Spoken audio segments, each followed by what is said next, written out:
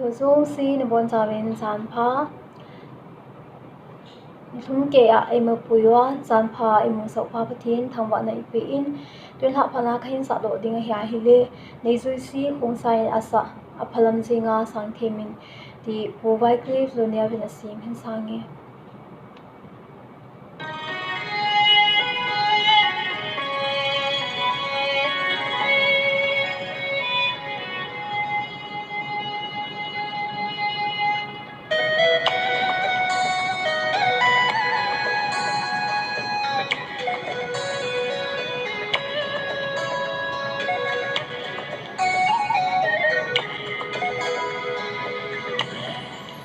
sông ta bốn go tuyên asu tông sinh thề lệ đi nga ki sông lệ hi hầm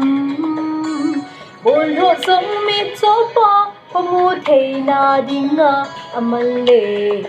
mi sông ai man ding sông ta bốn go tuyên asu tông sinh thề lệ đi nga ki sông lệ hi hầm bồn hộ sông mi cho pa mu thề na đi nga amal lệ mi sông ai man ding Zawa paling nei ko apa hui na pa san aling dong da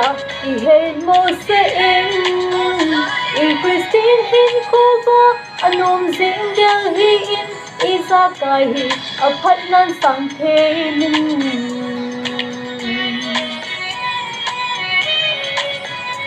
Itung na dem na en bo na ho hi so pi I ding na Dung thôi pi hi hầm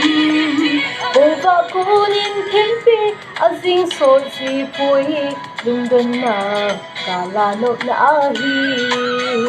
Giao ba pa linh này cô A pa hui na pa chan A linh dong na Ki hen mo se en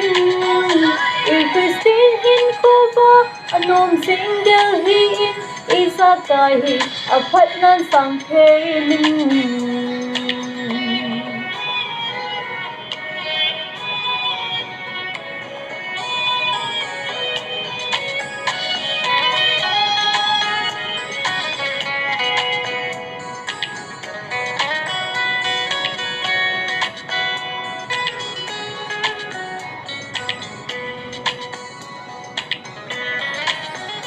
lung dong lệ lung khăm na a buồn chan se thao ti pakai yin I phân cô gel na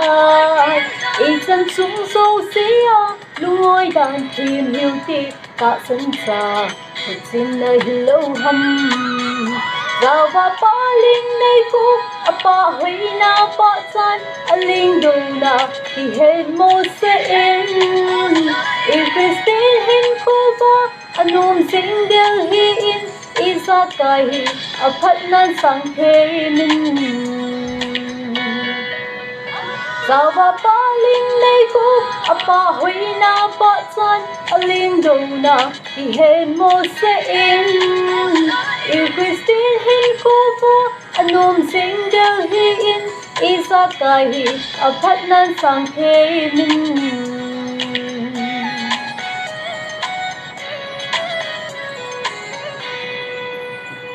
Sa độ nào bất thì nên bon sa ba ding in thei bo pi ta hen